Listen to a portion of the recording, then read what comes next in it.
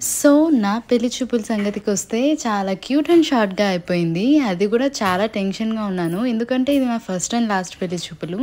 అది కాకుండా నా పక్కన మా అక్క, బావ గూడా లేరు. అండ్ ఇక్కడ వీడియో రికార్డ్ చేద్దామని వచ్చాను. అంత లోపలికే ఇంకా మా అత్తమ్మ వాళ్ళు వచ్చేసరికి రూమ్‌లోకి పరిగెత్తుతున్నాను సిగ్గుతో. ఈ టెన్షన్ ఒక పక్క, అది కాకుండా మా హస్బెండ్ వాళ్ళు ఇద్దరు, ముగ్గురు కాకుండా పెళ్లి చూపులకి 15 మంది వచ్చేసారు.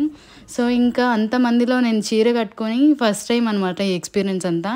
నాకైతే చాలా టెన్షన్ అనిపించింది. ఇప్పటికీ ఆలోచించి షాక్ అవుతూ ఉంటాను. అంతమందిలో నేను సారీ కట్టుకొని ఎలా పెళ్లి చూపుల్లో కూర్చున్నానా అని. ఇంకా ఆ రోజు నాకు చిన్న టెన్షన్ కాదు అసలు. చీర కట్టడానికి అక్కర్లేదు. నాకేమో చీర నార్మల్‌గా కట్టుకోవడం వచ్చు.